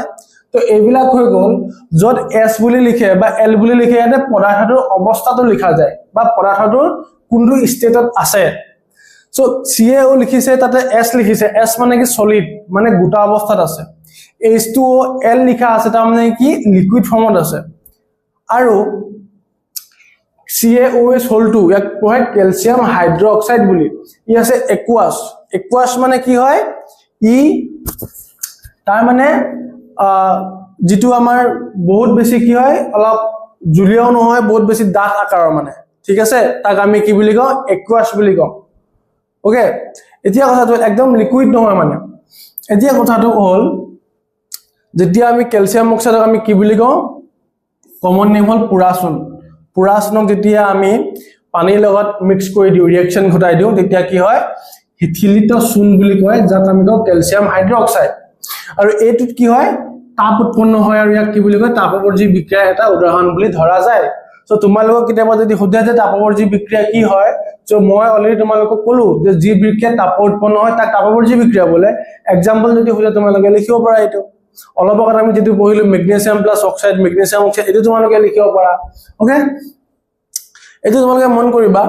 হিথিলিত চূণৰ দ্ৰৱক, হিথিলিত চূণ মানে এইটো যিটো আমাৰ ৰিয়েকচনটো উৎপন্ন হ'ল, উৎপাদিত দ্ৰব্যটো কেলছিয়াম হাইড্ৰক্সাইড। সো কেলছিয়াম হাইড্ৰক্সাইডক কি কৰে, বেৰত বগা ৰং সানিবলৈ ব্যৱহাৰ কৰা হয়। ঠিক আছে, হিথিলিত চূণৰ দ্ৰৱক বেৰত বগা ৰং সানিবলৈ হ'ব। তোমালোকে দেখিবা কেতিয়াবা ৱালত মানে বেৰত বগা ৰং কালাৰ লগায়, সেই কালাৰটো ইউজ কৰে হিথিলিত চূণ বা কেলছিয়াম হাইড্ৰক্সাইড। ঠিক আছে, এতিয়া নেক্সট কাহিনীটো কি হ'ল, বায়ুৰ কাৰ্বন ডাই অক্সাইডৰ সৈতে লাহে লাহে বিক্ৰিয়া কৰি কেলছিয়াম হাইড্ৰক্সাইডে, মানে আমাৰ কি আছিলে, কেলছিয়াম হাইড্ৰক্সাইড আছিলে, এইটো কি আছিলে, কেলছিয়াম হাইড্ৰক্সাইড হিথিলিত চূণ, ইয়াক কি কৰে, বেৰত বগা ৰং সানিবলৈ ইউজ কৰে। এতিয়া বগা ৰং সানি থৈ দিলে বেৰখন, লাহে লাহে কি হ'ব, এই কেলছিয়াম হাইড্ৰক্সাইডে বা হিথিলিত চূণ বুলি আমি যাক কৈ আছো, কি কৰিব, কাৰ্বন ডাই অক্সাইডৰ সৈতে বিক্ৰিয়া কৰিব। ঠিক আছে, বেৰৰ গাত কেলছিয়াম কাৰ্বনেটে এটা পাতল প্ৰলেপ সৃষ্টি কৰে। বুজি পাইছে নে কি লিখা আছে, বায়ুৰ কাৰ্বন ডাই অক্সাইডৰ সৈতে লাহে লাহে বিক্ৰিয়া কৰি কেলছিয়াম হাইড্ৰক্সাইডে কি কৰে, বেৰৰ গাত কেলছিয়াম কাৰ্বনেটৰ এটা পাতল প্ৰলেপ সৃষ্টি কৰে, এইটো হ'ল কেলছিয়াম কাৰ্বনেট। বগা ৰং সনাৰ 2-3 দিনৰ পাছত এই কেলছিয়াম কাৰ্বনেটৰ প্ৰলেপটো উৎপত্তি হয়, আৰু ইয়ে বেৰত কি কৰে, চিকমিকনিৰ সৃষ্টি কৰে। তো বেৰখন তোমালোকে চাবা বগা ৰং ইউজ কৰাৰ পাছত বা কেলছিয়াম হাইড্ৰক্সাইড ইউজ কৰাৰ পাছত লাহে লাহে চিকমিকনি এটা সৃষ্টি কৰে, আৰু সেই চিকমিকনিটো কিহৰ কাৰণে হয়, কেলছিয়াম কাৰ্বনেটৰ কাৰণে হয়। কিয় হয়, ৰিয়েকচনটো কি, কেলছিয়াম হাইড্ৰক্সাইডে কাৰ লগত বিক্ৰিয়া কৰিবলৈ লাহে লাহে আৰম্ভ কৰে, কাৰ্বন ডাই অক্সাইডৰ লগত। ঠিক আছে, ওকে, বুজি পাইছে, প্ৰব্লেম নাই এইখিনিলৈকে। ঠিক আছে, সো নেক্সট, ওকে, আৰু উদাহৰণ আছে সংযোজন বিক্ৰিয়াৰ। আৰু উদাহৰণ কি আছে, কয়লা দহন। কয়লা যেতিয়া দহন কৰা হয়, কাৰ্বনক যেতিয়া কি কৰা হয়, জ্বলোৱা হয়, তেতিয়া কি হ'ব, কাৰ্বন ডাই অক্সাইড উৎপন্ন হ'ব। জানা তোমালোকে, পানীৰ গঠন, হাইড্ৰজেন প্লাছ অক্সিজেন কি হ'ব, H2O, ৱাটাৰ, তো সকলোৱে জানো। এতিয়া এটা তাপবৰ্জী বিক্ৰিয়া আৰু এটা মই এক্সাম্পল দিওঁ, শ্বসন। শ্বসন তোমালোকে জানা নে কি হয়, যাক আমি ইংৰাজীত কি বুলি কওঁ, ৰেস্পিৰেশ্যন বুলি কওঁ। ৰেস্পিৰেশ্যন বুলি কওঁ, যে ৰেস্পিৰেশ্যন মানে হ'ল আমাৰ বডিত বা জীৱৰ দেহত শক্তি উৎপন্ন হোৱা যিটো প্ৰক্ৰিয়া, এই প্ৰক্ৰিয়াটোক আমি কওঁ শ্বসন বুলি। আৰু এই শক্তি উৎপন্ন হোৱা প্ৰক্ৰিয়াটো বুলি যে ক'লো, এই প্ৰক্ৰিয়াটো এটা ৰাসায়নিক বিক্ৰিয়াৰ মাজেদি সংঘটিত হয়, আৰু সেই ৰাসায়নিক বিক্ৰিয়াৰ মাজেৰে সংঘটিত হওঁতে তাত কি হয়, তাপৰ উৎপন্ন হয়, আৰু ইয়াক এক প্ৰকাৰ আমি তাপবৰ্জী বিক্ৰিয়া বুলি আমি ক'ব পাৰো। ঠিক আছে, বুজি পাইছা। শ্বসনত কি হয়, C6H12O6, এইটো কি বুলি কওঁ আমি, গ্লুকোজ বুলি কওঁ। কি বুলি কওঁ, গ্লুকোজ। গ্লুকোজৰ লগত কি এড হ'ব, অক্সিজেন আৰু পানী, ৱাটাৰ, H2O। উৎপন্ন কি হ'ব, কাৰ্বন ডাই অক্সাইড, ৱাটাৰ আৰু এনাৰ্জি, যিটো আমাৰ বডিত কি থাকে, জীৱ দেহত as a form of ATP ফৰ্মত থাকে। আৰু তোমালোকক জ্ঞাতহে মই কৈ থওঁ, ATP মানে কি হয়, তোমালোকে কমেন্ট সেকশনত জনাবা। যদি মই কৈ দিওঁ, ATP মানে হ'ল এডিনোসাইন ট্ৰাইফসফেট। ঠিক আছে, এডিনোসাইন ট্ৰাইফসফেট আমাৰ বডিত কি হয়, এজ এ শক্তি হিচাপে থাকে, আৰু এই শক্তি উৎপন্ন হোৱা প্ৰক্ৰিয়াটোক আমি শ্বসন বুলি কওঁ। আৰু এই শ্বসনটো কি হয়, এটা তাপবৰ্জী বিক্ৰিয়া। ৰিয়েকচনটো হ'ল এইটো, গ্লুকোজৰ লগত অক্সিজেন এড হ'ব, তাৰ লগত পানী, আৰু এফালে কি উৎপন্ন হ'ব, কাৰ্বন ডাই অক্সাইড, ৱাটাৰ আৰু energy as a ATP। Okay, next এটা প্ৰশ্ন তোমালোকৰ কাৰণে, মোষ্ট ইম্পৰ্টেণ্ট কুৱেশ্যন। শ্বসনক এটা তাপবৰ্জী বিক্ৰিয়া বুলি কয়, কিয় কয়, বিবেচনা কৰা হৈছে, ব্যাখ্যা কৰা। শ্বসনক তাপবৰ্জী বিক্ৰিয়া বুলি কিয় কয়, উত্তৰটো চোৱা। যেতিয়া আমি আহাৰ গ্ৰহণ কৰো, তেতিয়া খাদ্যত থকা যিখিনি ষ্টাৰ্চ, খাদ্যত আমাৰ কি থাকে, ষ্টাৰ্চ থাকে। ঠিক আছে, আৰু ষ্টাৰ্চখিনি হজম হোৱাৰ পাছত কালে পৰিৱৰ্তন হয়, গ্লুকোজ। যিকোনো খাদ্য খালে আমাৰ ক'লৈ পৰিৱৰ্তন হ'ব লাগিব, গ্লুকোজলৈ পৰিৱৰ্তন হ'ব লাগিব। এতিয়া কথাটো হ'ল, শ্বসন কাৰ্যৰ সময়ত উশাহত গ্ৰহণ কৰা অক্সিজেনে গ্লুকোজক জাৰিত কৰি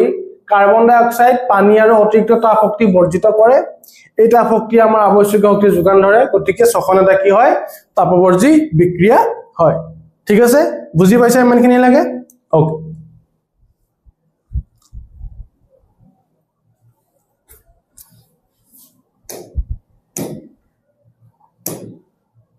নেক্সট আমি পঢ়িব গৈছো বিযোজন বিক্ৰিয়া সংযোজন বিক্ৰিয়া পঢ়িলো তাৰ এক্সাম্পল পঢ়িলো তে বিযোজন বিক্ৰিয়া কি হয় বিযোজন বিক্ৰিয়া হয় কি যি বিক্ৰিয়াত এটা মাত্ৰ বিক্ৰিয়ক পদাৰ্থ একাধিক সৰল বিক্ৰিয়ক পদাৰ্থলৈ ভাঙি যায় বিয়োজন হোৱা মানে ভাঙি যোৱা তাৰ মানে সাপোজ এটা পদাৰ্থ আছিল এ বি আৰু ই ৰাসায়নিক বিক্ৰিয়া সংঘটিত হোৱাৰ পাছত ব্ৰেকডাউন হৈ গল বা ভাঙি গল a + b বনি গল এইটোটা পদাৰ্থ ঠিক আছে আৰু এটুক আমি কি বুলি কম বিযোজন বিক্ৰিয়া বা বিয়োজন বিক্ৰিয়া বুলি আমি কম ঠিক আছে এটু কি আছে এটা মাত্ৰ এটু বিক্ৰিয়ক পদাৰ্থ হয় নে নাই লেফট সাইডে থকাটো বিক্ৰিয়ক পদাৰ্থ আৰু ৰাইট সাইডে গলে কি হয় বিক্ৰিয়াজাত পদাৰ্থ সো এটা পৰা কি হল দুটা বনি গল বা একাধিক যদি ৰূপান্তৰ হৈ যায় তেতিয়া আমি তাক কি বুলি কম বিয়োজন বিক্ৰিয়া বুলি কম ঠিক আছে এটা বিয়োজন বিক্ৰিয়া তোমালোকে এক্সাম্পল চাব পাৰা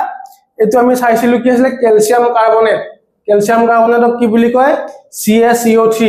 ঠিক আছে ক্যালসিয়াম কাৰ্বনেট যদি তাপ দিয়া যায় তাপ দিলে কি হয় বিয়োজিত হয় ক্যালসিয়াম অক্সাইড প্লাস কাৰ্বন ডাই অক্সাইড দিলে কি হয় বিয়োজিত হয় মনত ৰাখিবা এটা মোস্ট ইম্পৰ্টেন্ট তোমালোকৰ এটা ৰিঅ্যাকশন ক্যালসিয়াম কাৰ্বনেটক যেতিয়া তাপ দিয়া যায় তাপ দিলে কি হয় বিয়োজিত হয় মানে কিছুমান এনেকা পদাৰ্থ আছে এনে ভাঙি না যায় আমি যাক তাপ দিব লাগিব যিমানে তুমি তাপ বহাই গৈ থাকিবা তেতিয়া ভাঙি যাব কালে ভাঙি যাব calcium oxide and carbon dioxide এতিয়া কথাটো হল কি মনত ৰাখিবা সিমেন্ট তৈয়াৰ কৰোতে পুৰাচুন ব্যৱহাৰ কৰা হয় পুৰাচুন আমি কত পাইছিলো অলপ আগত আমি পাইছিলো পুৰাচুন আমি কত পাইছিলো চোৱাচোন কাক কম আমি পুৰাচুন বুলি ওয়েট ওকে ক্যালসিয়াম অক্সাইড দেখিছানে এটো আসলে ক্যালসিয়াম অক্সাইড যাক আমি কি বুলি কম পুৰাচুন বুলি কম সো ক্যালসিয়াম অক্সাইড আমি আকৌ পালো ইয়াতে পালো ক্যালসিয়াম অক্সাইড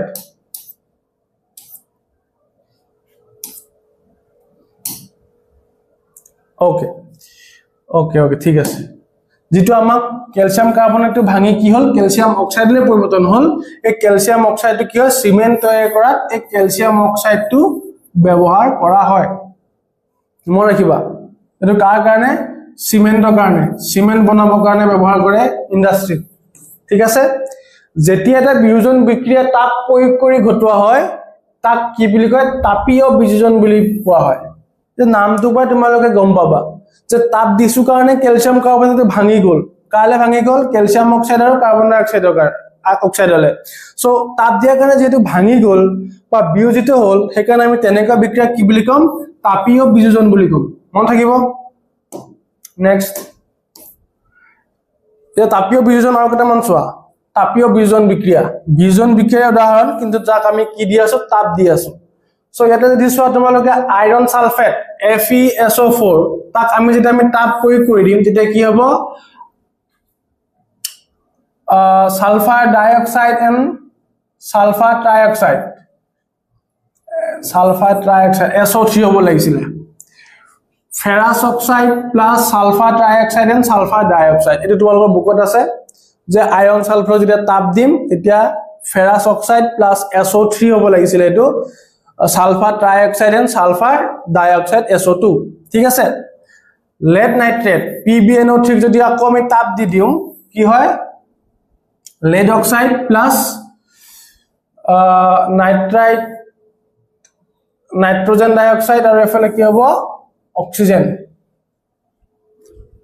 PbNO3 যদি আমি কি কৰো lead nitrate যদি আমি তাপ দি দিম তেতিয়া কি হ'ব lead oxide plus nitrogen dioxide plus oxygen gas উৎপন্ন হয় ঠিক আছে মন কৰিবা এখিনি যে যিবোৰ বিক্ৰিয়াত শক্তি হুখিত হয় তেনেবোৰ বিক্ৰিয়া কি বুলি কয় তাপগ্ৰাহী বিক্ৰিয়া বুলি কয় মনত ৰাখিবা দে যিবোৰ বিক্ৰিয়াৰ শক্তিটো হুখিত হৈ যায় মানে হুখন হয় তেনেবোৰ বিক্ৰিয়াক আমি কি বুলি কম তাপগ্ৰাহী বিক্ৰিয়া বুলি কম ঠিক আছে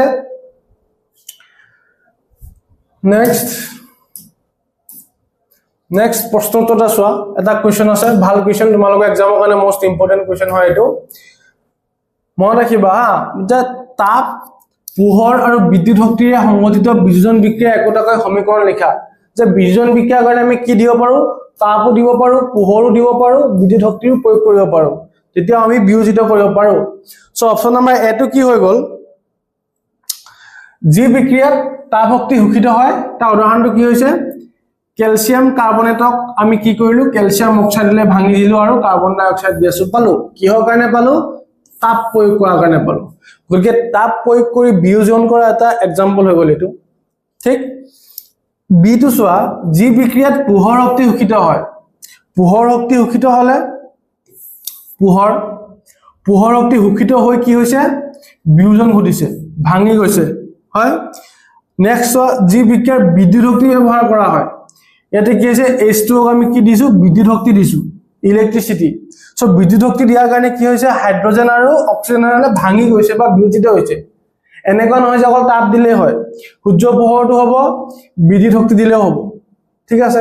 বুজি পাইছা তো তেনেকৈ বিয়োজিত হয় এটো কোৱেশ্চন মনত ৰাখিবা তোমালোকে নেক্সট হৈ গল সূৰ্য পোহৰৰ দ্বাৰা বিয়োজন হ'ব পাৰে নে নোৱাৰে অলপ আগত যে মই কলো সূৰ্য পোহৰৰ দ্বাৰা বিয়োজন হ'ব পাৰে কেনেৰে সূৰ্য পোহৰৰ দ্বাৰা বিয়োজন হ'ব AgCl ঠিক আছে AgCl ক যদি আমি কি কৰো সূৰ্য পোহৰ দি দিও ঠিক আছে তেতিয়া কি হ'ব ব্ৰেকডাউন হ'ব কালে Ag আৰু Cl2 লে আকৌ সিলভাৰ ব্ৰমাইড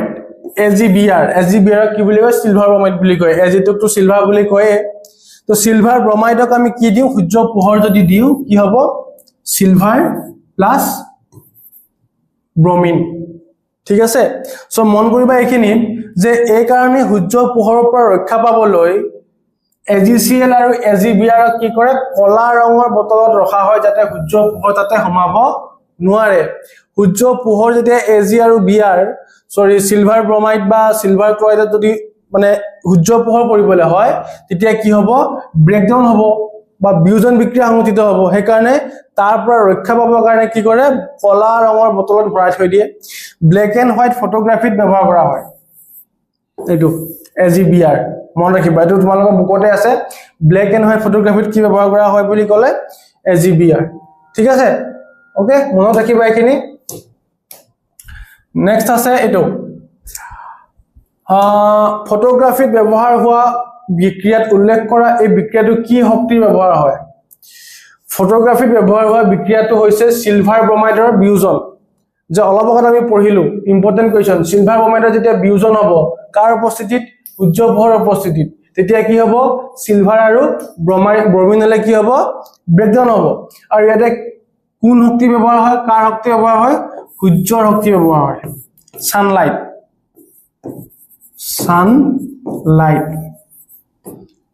ব্যৱহাৰ হয় ওকে নেক্সট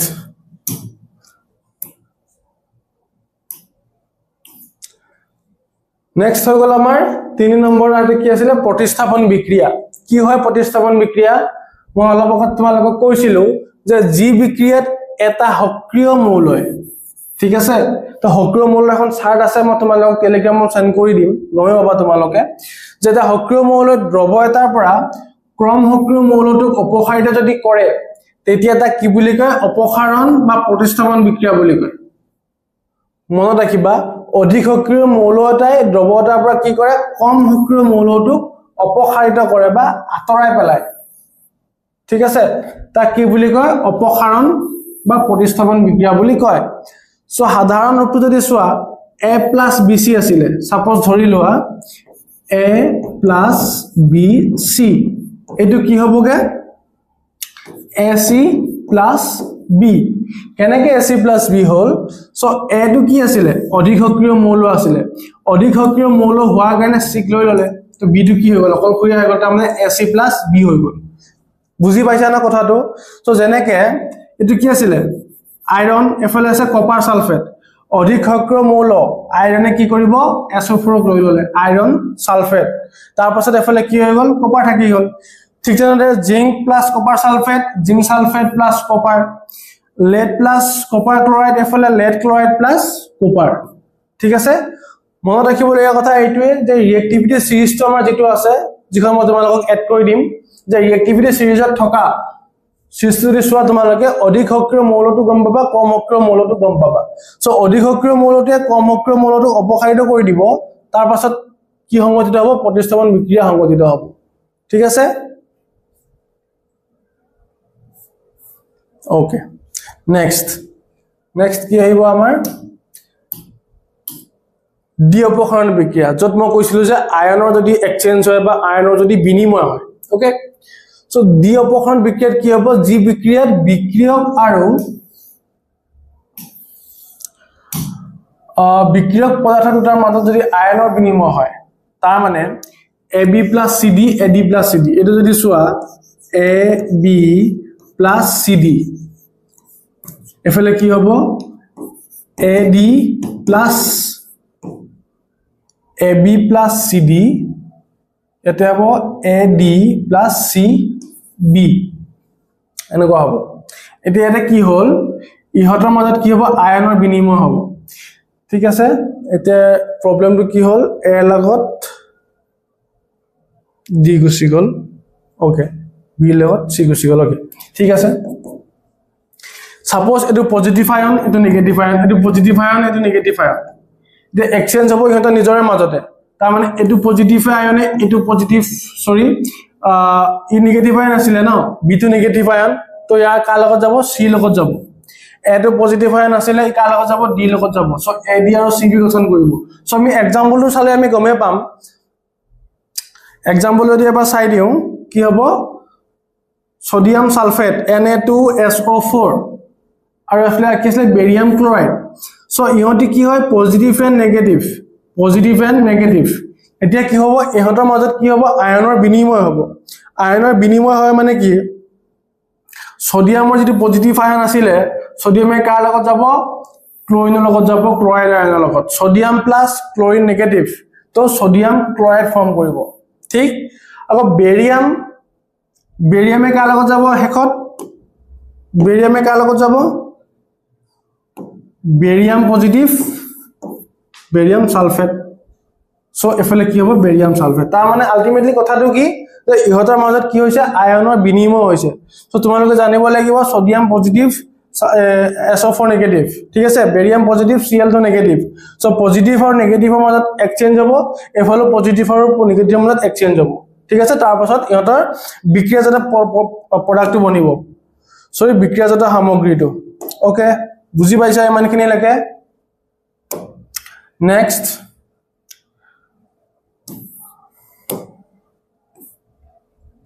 এটা কোৱেশ্চন চোন এটো কোৱেশ্চন কি দিয়া আছে কোৱেশ্চনটো আছে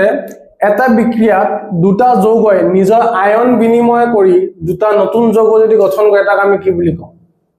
অলপ আমি পঢ়িলো একদম ইজি অপসাৰণ বিক্ৰিয়া বুলি কওঁ নেকি নকওঁ সংযোজন বিক্ৰিয়া নকওঁ ডি অপসাৰণ বিক্ৰিয়া বুলি কওঁ ৰেডক্স বিক্ৰিয়া আমি পঢ়াই নাই এতিয়া লাগে ঠিক আছে নেক্সট জাৰণ আৰু বিজাৰণ বিক্ৰিয়া লাষ্ট জাৰণ আৰু বিজাৰণ বিক্ৰিয়া কি হয় একদম মনত ৰাখিবা যত অক্সিজেন লাভ কৰে জাৰণ আৰু যত অক্সিজেন মানে হেৰুৱায় তাক কি কম বিজাৰণ ঠিক আছে কোনটা বিক্ৰিয়া যদি পদাৰ্থ এটা অক্সিজেন লাভ কৰে মানে O2 যদি লাভ কৰে ই কি হ'ব জাৰিত হৈছে বুলি কম জাৰিত বা জাৰণ সংঘটিত হৈছে আকৌ যদি কি হয় কোনটা বিক্ৰিয়া যদি কি হয় অক্সিজেন হেৰুৱাই পেলায় তাৰ লগত থকা অক্সিজেনটো যদি হি আতৰাই পেলায় তাক আমি কি কম বিজাৰণ বিক্ৰিয়া বুলি কওঁ তো ই কি হৈছে বুলি কওঁ আমি বিজাৰিত হৈছে বুলি কওঁ বিজাৰিত ঠিক আছে মনত থাকিব সো এতিয়া কথাটো হ'ল জাৰণ আৰু বিজাৰণ বিক্ৰিয়া আমি দুটামান চাই লওঁ ঠিক আছে এতে তোমালোকৰ ওকে জাৰণ আৰু বিজাৰণ বিক্ৰিয়া যদি চোৱা এফালে কি আছে কপাৰ অক্সাইড হয়নে কপাৰ অক্সাইড আছে CuO প্লাস হাইড্ৰোজেন আৰু এফালে কপাৰ প্লাস ওয়াটাৰ ইয়াতে যদি তোমালোকে মন কৰা কি হৈছে কপাৰ লগত কি আছিল অক্সিজেন আছিল নাই আছিল কিন্তু কপাৰ লগত থকা অক্সিজেনটো কপাৰে কি কৰিলে এৰি দিব লগা হল নাই এটা কপাৰ লগত অক্সিজেন আছে নাই তাৰ মানে ই কি হল অক্সিজেন হেৰুৱালে তাৰ মানে ই একনত কি হল বিজাৰিত হল মা এটা বিজাৰণ হল আকৌ হাইড্ৰোজেনৰ লগত অক্সিজেন নাছিলে হাইড্ৰোজেনে কি পালেগে অক্সিজেন এটা লগত লৈ ললে নিজৰ তো এটোক আমি কি বুলি কম জাৰিত হৈছে বুলি কম বা জাৰণ বুলি কম তেনেকে আৰু কেইটামান আছে তোমালোকে চাই ল'বা zinc oxide plus carbon zinc plus carbon monoxide এফালে যদি চোৱা MnO2 4HCl MnCl2 H2O plus Cl এটা তুমি চোৱা হাইড্ৰোজেনৰ লগত কি হৈছে এফালে অক্সিজেন এড হৈছে তাৰ মানে কি হৈছে জাৰিত আকৌ এফালে Mn ৰ লগত অক্সিজেন আছিল এটা কি আছিল অক্সিজেন নাইকিয়া হৈ গ'ল তাৰ মানে কি হৈ গ'ল বিজাৰিত হৈ গ'ল অক্সিজেন হেৰুৱালে সো তেনেকুৱা ধৰণৰ কথা আৰু এটা ইম্পৰ্টেন্ট কথা কি ইয়াতে যদি একেটা ৰিঅ্যাকচনতে জাৰণ আৰু বিজাৰণ লগতে সংঘটিত হয় এই ৰিঅ্যাকচনক আমি কি বুলি কম ৰেডক্স ৰিঅ্যাকচন বুলি কম হয়নে তো জাৰণ আৰু বিজাৰণ বিক্ৰিয়াক জাৰণ আৰু বিজাৰণ বিক্ৰিয়া কি কয় একেলগে ৰেডক্স বিক্ৰিয়া বুলি কোৱা হয় মনত থাকিব জাৰণ আৰু বিজাৰণ বিক্ৰিয়া একেলগে কি বুলি কয় ৰেডক্স বিক্ৰিয়া বুলি কয় সো অলপ আগত আমি দ্বিতীয় এক্সাম্পল চাইছিলো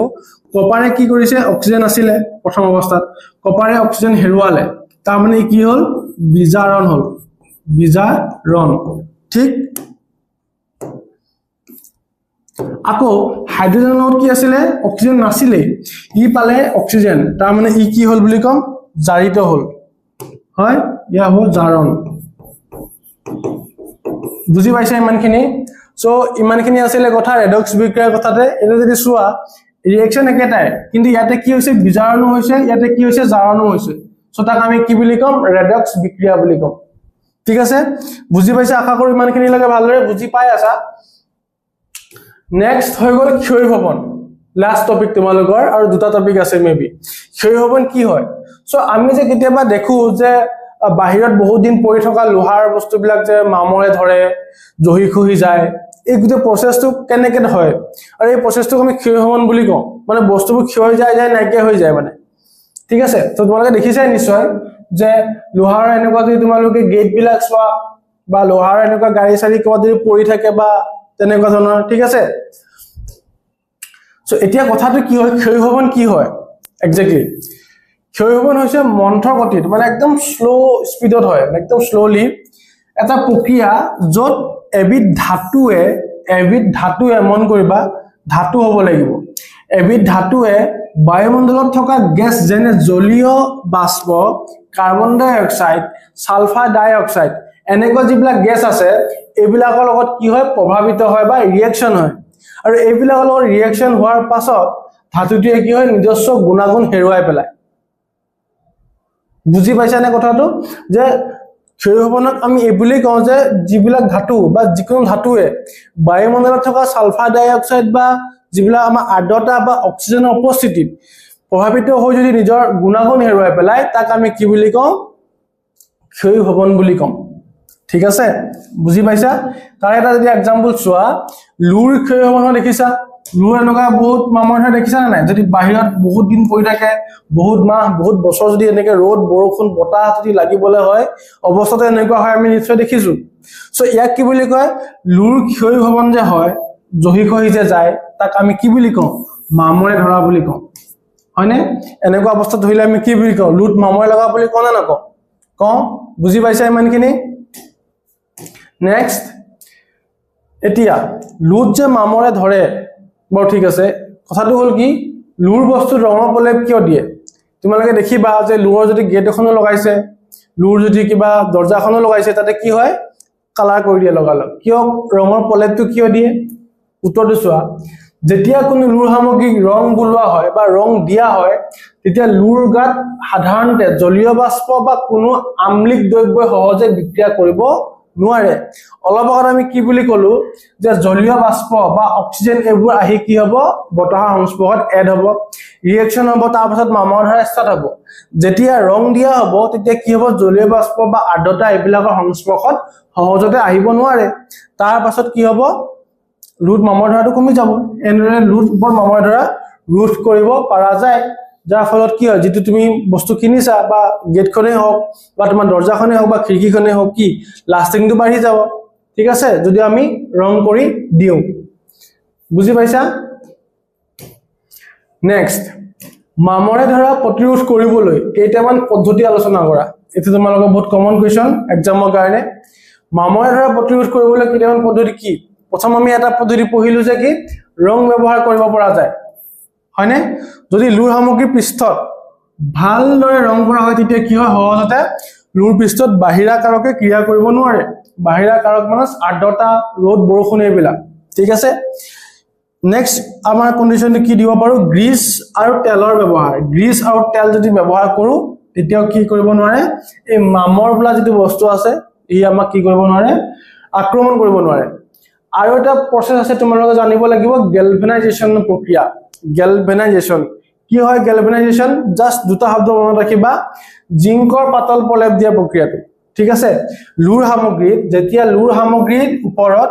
জিংকৰ একদম মোস্ট ইম্পৰ্টেন্ট গেলভানাইজেচন ওয়াৰ্ডটো আহিলে জিংকৰ প্ৰলেপ মনত ৰাখিবা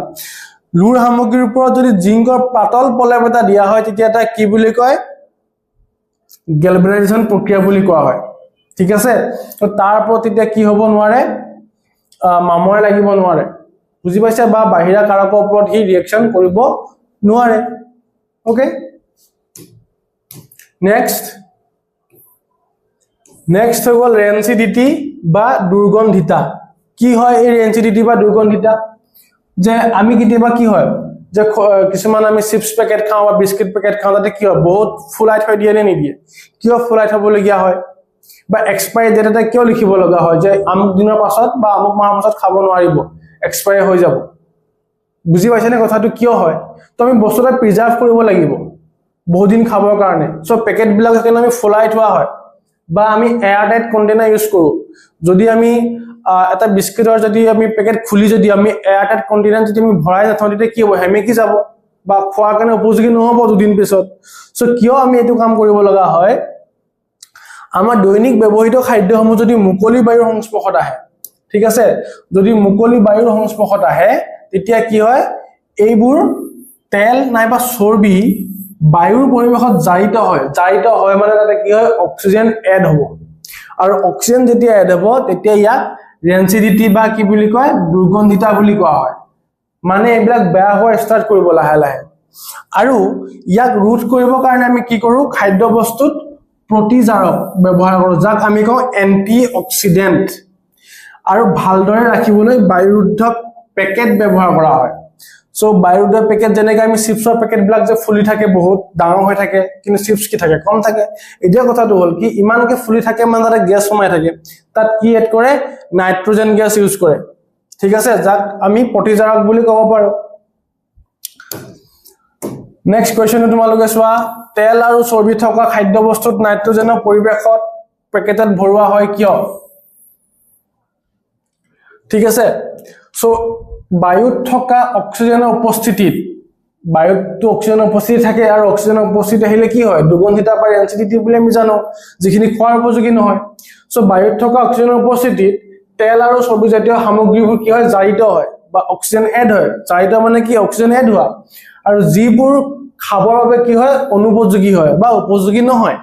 তেতিয়া কি হয় খাদ্য বস্তুক নাইট্ৰজেনৰ সৈতে সংস্পৰ্শ কৰোৱা হয় তেতিয়া অক্সিজেনৰ সৈতে সংযোগ বিচ্ছিন্ন হয় যেতিয়া নাইট্ৰজেনৰ সৈতে সংস্পৰ্শত আহে তেতিয়া কি হয় অক্সিজেনৰ সৈতে সংযোগত আহিব নোৱাৰে যাৰ ফলত খাদ্য বস্তু নষ্ট নোহোৱাকৈ বেছি দিনলৈ থাকে বুজি পাইছা সো আশা কৰো ক্লাসটো আছিল ইমানখিনি আশা কৰো ক্লাসটো তোমালোকে সকলোৱে ভাল পালা আৰু ক্লাসটো প্ৰথমৰ পৰা শেষলৈকে ইমান দেৰি মন দি চাই থকা কাৰণে তোমালোকলৈ ধন্যবাদ থাকিল আৰু আশা কৰো তোমালোকে ভালদৰে প্ৰিপাৰেচন চলাই আছা আগন্তুক আহিবলগীয়া এক্সামৰ কাৰণে সো মই ভাবো যে এটো ক্লাসৰ যেটো আমি ওয়ান শট ৰিভিজন বা ওয়ান শট ক্লাস যেটো আগবঢ়াই দিলো মই ভাবো 100% বা 99.9% তোমালোকৰ কাৰণে এখিনি ফলোপকো হ'ব আৰু এখিনি কনসেপ্ট যদি ক্লিয়াৰ হৈছে তোমালোকে আশা কৰো এটা কমেন্টত জনাবলৈ নাপাহৰিবা যে স্যাৰ বুজি পাইছো যদি কিবা বুজি নোপোৱা থাকে তোমালোকে আমাৰ এটো যেটো কন্টাক্ট নাম্বাৰ দিয়া আছে কন্টাক্ট নাম্বাৰ তোমালোকে যোগাযোগ কৰিবা বা আমাৰ যেটো টেলিগ্ৰাম চেনেল আছে বা ইনষ্টাগ্ৰামত আছে তোমালোকে ফলো কৰি লবা আৰু টেলিগ্ৰামত জয়েন কৰি তোমালোকৰ কি হ'ব তাতে তোমালোকে নোটছ খিনি পাই যাবা ঠিক আছে